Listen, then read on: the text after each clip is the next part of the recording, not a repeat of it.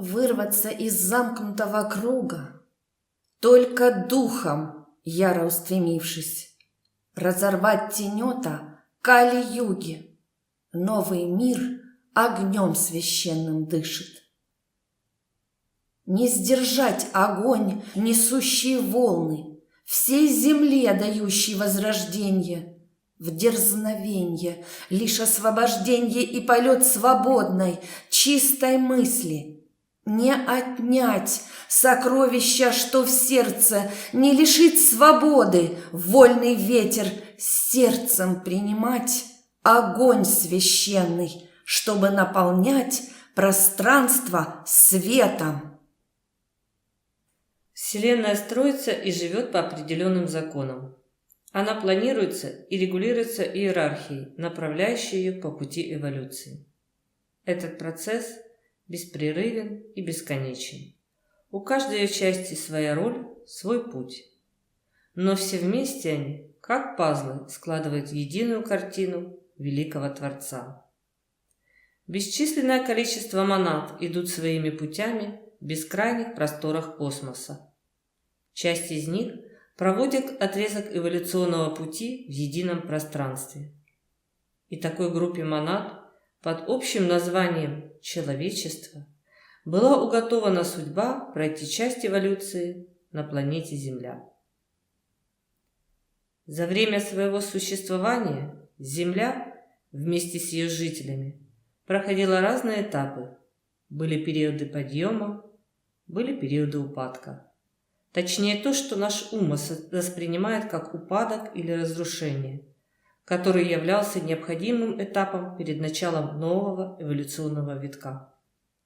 И сейчас мы переживаем это удивительное время, время преддверия наступления новой эпохи. В Агни-йоге сказано: «Наступает эра огня. Скоро в нашей Солнечной системе уявится новая прекрасная планета. Химические лучи ее будут благодетельными для нашей Земли. Грядущая эпоха несет человечеству новые, уникальные возможности. Это утончение организма человека, развитие науки с учетом применения космических законов, сотрудничество с другими мирами. Так человечество может стать сознательным членом великой космической семьи». Для того, чтобы человечество смогло принять эти новые лучи, и они не стали разрушительными для организма и сознания людей, необходим был проводник, который мог принять и трансмутировать эти новые энергии. По великому плану, новый виток космической эволюции должен был проходить под лучом Матери Мира, и потому таким проводником стала именно женщина, Великий Дух, связанный сильнейшими давними узами с иерархией сил света. Елена Ивановна Рерих. Жизнь этой женщины, как светоносный луч, в сердце огни зажигает, и устремлением к свету, красоте людей зовет он за собой и вдохновляет. Глядись в глаза ее, в них сила, чистота, в них подвиг и любовь, и озаренье, и устремление в космос беспредельный. И, поклонясь ее бесчисленным трудам и восхищаясь мужеством и силой, попробуйте понять, страданьем неземным она дорогу в новый мир открыла. В день памяти этого светлого духа вспомним ее слова и слова записанного ей учения о новой эпохе и задачах, стоящих перед человечеством. Огонь составляет сущность нашего духа. Человечество подошло к такой ступени своей эволюции, когда люди должны овладеть стихией огня. Огонь бушует вокруг нас. Можно иметь его другом или врагом. Так не избежать стихии светоносной, и нужно мудро готовиться к встрече с ней. Следует понять ближайшие дары эволюции. Первый – психическая энергия. Второй – движение женщин. Третий – кооперация. Каждый из этих даров должен быть принят в полном размере, не отвлеченном.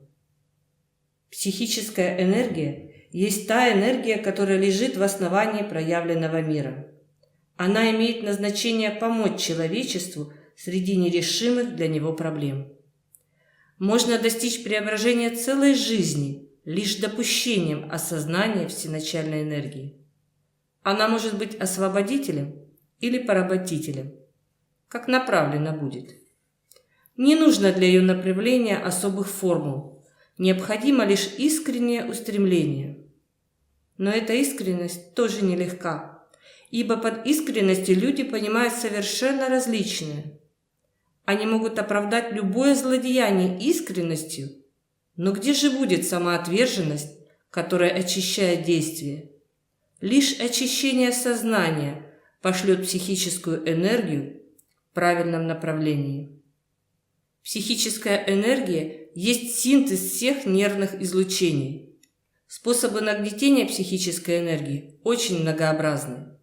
Устремленная психическая энергия напрягается особенно огнем духа. Напряжение воли умножает запас и силы психической энергии. Мысль возвышенная или радость устремленная, каждое внутреннее насыщение мощью могут умножить явление психической энергии. Можно убедиться в жизни, как явление напряженной психической энергии противостоит и противодействует различным запрудам.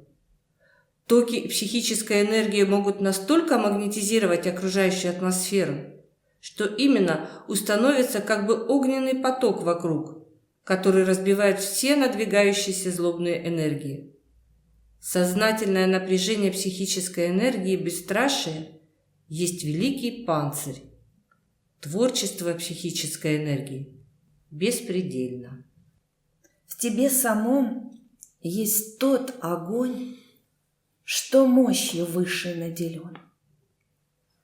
Он словно щит хранит тебя и защищает, как броня. В тебе самом есть путь добра, идти вперед, где красота, в сиянье света, в чистой вере, в любви, не знающей предела. В себе самом зажги огонь, что исцелит любую боль. Он вознесет над суетой, где свет сияет неземной. Открой все лучшее в себе. Стремись наперекор судьбе. Борись с невежеством и тьмой. Будь честным с миром и с собой. Неси огонь среди зимы, чтобы приблизить новый мир. Рухнут затворы, тронется лед. Помни всегда, радость придет. Равновесие мира основано на великом космическом законе – законе равноценности двух начал – мужского и женского. Оба начала одинаково велики и необходимы, ибо одно не может существовать без другого. Эти полярности, являясь частями целого, выполняют каждый свою роль в гармонии мироздания. Преобладание одного начала над другим порождает неуравновешенность и разрушение. Зная об этом законе и о том, что утонченный психический аппарат женщины может воспринимать высокие энергии, Люцифер для достижения своей цели стать полным и единственным владыкой Земли задумал принизить значение женского начала. Елена Ивановна писала: «В мирах высших женское начало в великом почитании. Не забудем, как чтит иерархия света Матерь мира». Великие основатели религий и учений всегда высоко ставили женское начало. Искажение и добавление о низшей природе женщины были внесены позднее, власть утверждающими из своекорыстия и грубого невежества. Унижая женщину, позднейшие религии истинно служили сатане. Лишь глубокое невежество Средневековья могло изъять женское начало из всего построения бытия. Умаление одного есть умаление другого. Причина всех бедствий, обрушившихся на планету и человечество, именно в нарушении равновесия между началами. Птица-духа человечества не может летать на одном крыле, потому в провозвестии новой эпохи одним из ключевых аспектов указано достойное уважение женского начала. Путь женщины был путем самопожертвования, путем подвига и непрестанного давания. Женщине придется вооружиться мужеством и прежде всего закалить сердце свое от неразумного даяния, ибо во всем нужно соблюсти золотое равновесие. Женщина должна утвердить себя, и потому меч духа дается сейчас именно в руки женщины. Сотрудничество должно быть принято как основание бытия. Оно откроет легкие пути к совершенствованию. Вы знаете, насколько мы настаиваем на единении. Люди думают, что это наставление имеет лишь нравственное значение, но они не понимают, что единение есть умножение энергии.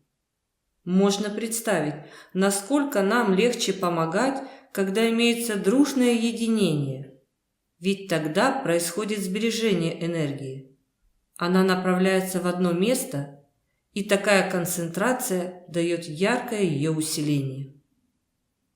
Но кроме умножения нашей помощи, единение есть как бы насос пространственной энергии. Люди забывают, что их энергия при сотрудничестве увеличивается в несколько раз. Спаянные преданностью и любовью сердца могут творить чудеса, ибо аура их становится магнитом колоссальной силы. Сотрудничество является условием всей жизни. Оно должно проявляться в каждодневном обиходе, во всех условиях, в которые нас поставила жизнь. Нужно сознательное, дружественное сотрудничество всегда, всюду и во всем. Нужно оставить свое «я» лишь для особой ответственности и свидетельства. Нужно принять слово «мы» для всей жизни. Сотрудничество или кооперация является основой всего мироздания, и человек, будучи частью и отражением космоса, не может выделить себя из этого закона без саморазрушения. Сотрудничество есть гармония человечества. Венец сотрудничества есть мир. Мы дойдем до победы, слышите? Ведь не может зло торжествовать. С нами свет, с нами силы высшие в битве незримо стоят. Здесь сердца, слившись мощью единою, возносят молитвы свои. Для нас сейчас все любимые, все родные и все свои. В этом общем, едином стремлении обретаем незримую мощь. Светом сердец неделимых высшему можем помочь. Мы храним заветы священные, поднимая победный щит. Наше знамя, любовь и вера нас в жестокой борьбе укрепит. Не сломить эту силу могучую, что способна зло победить. Сердце бьется, и вечная истина в нем непрестанно звучит. Каждая эпоха имеет свой призыв, и сила мысли будет зовущим началом нового мира. Мысль есть главный рычаг мироздания, и в сущности своей безгранична, и лишь наше сознание ставит ей предел. Потому мы зовем вас к усвоению великого значения творческой мысли. И первой ступенью на этом пути будет открытие сознания, освобождение от всех предрассудков, всех предвзятых и навязанных понятий. Все космические проявления насыщаются огнем, и мысль человеческая есть огонь. Каждая мысль может либо затемнить, либо очистить пространство. Силы мысли, осиянной любовью, беспредельно.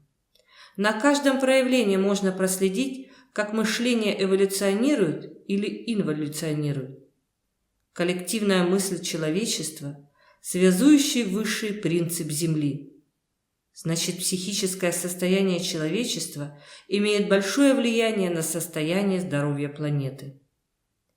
Елена Ивановна писала: «Новое поколение осознает всю преступность зачинщиков самоистребления, и не только посредством пушек и газов, но главным образом через разъединение и недопустимые злобные и убийственные мысленные посылки. Ведь убийств от злобных посылок гораздо больше, чем от пушек. Перерождение мышления должно утвердиться как основа лучшей эпохи. Мышление – залог преуспеяния, залог нового строительства, залог мощного будущего». Дух человеческий, как Создатель, несет ответственность за все, содеянное им. Потому понятие ответственности должно быть развито до бесконечности. Мы ответственны не только перед собою, но и перед космосом. Нужно приучать сознание к единству жизни, к единству космоса, ведь наша планета не является каким-то обособленным миром, но лишь одной из остановок на великом пути в беспредельность. Отсюда должно родиться чувство великой ответственности за каждую мысль, слово и действие. Мы указываем на сферы надземные, чтобы расширить кругозор мышления. Такое расширенное сознание преобразит и все отношение к жизни. Человечество, постигая величие незримых миров, будет не только привыкать к этому прекрасному сознанию, но и строить свои поступки соизмеримо с величием мироздания. Если человек устремляется к миру высшему, он не будет совершать худых дел. Каждое сопоставление с миром высшим делает и земные мысли доброкачественными. Связь с миром высшим преобразит всю земную жизнь. Мыслите широко. Думайте, мир созерцая. Не может быть сердцу легко, когда планета на грани. Не будет благости там, где высшее отвергают, где думают о себе и счастье других разрушают. Когда важен каждый шаг, миру несущий спасенье, нельзя обернуться вспять, остановить движение. Иди неустанно вперед, вперед, устремляясь к свету, и мысли крылатых взлет согреет нашу планету. Что же происходит сейчас, через 100 лет после провозвестия о новой эпохе? Восприняло ли человечество новую весть? Человечество переживает небывалый кризис. Невиданный прогресс науки и техники воздействует на все стороны общественной жизни. Вместе со многими изобретениями и открытиями человек развил величайший эгоизм и небывалую вражду. Люди усовершенствовали способы массового братоубийства.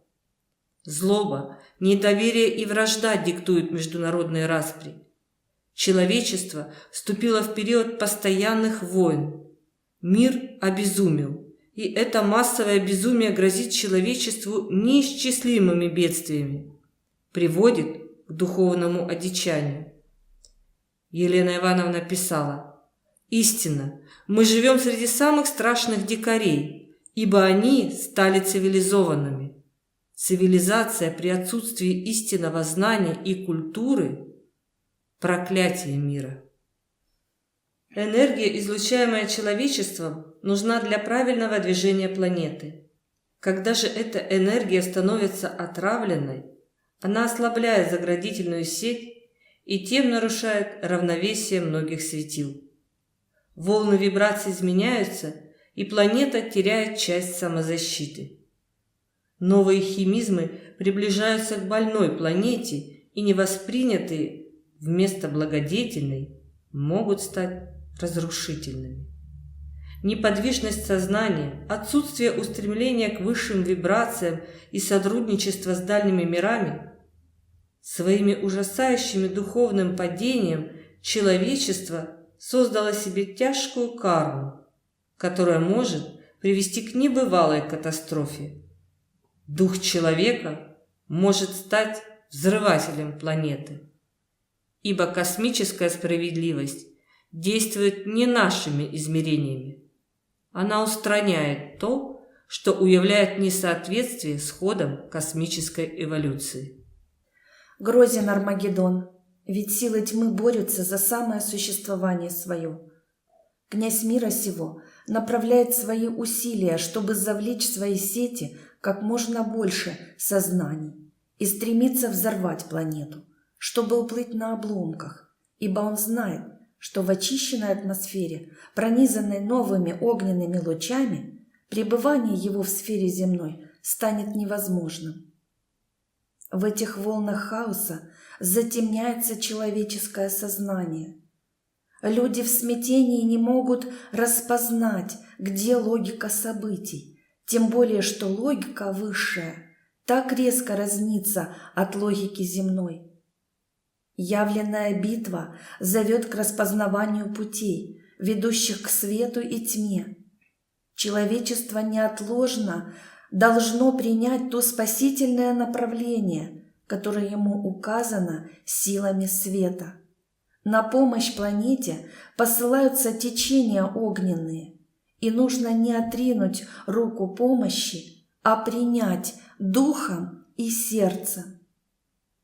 Иерархия держит по возможности равновесие, но сумма свободной воли может превозмочь благие наставления.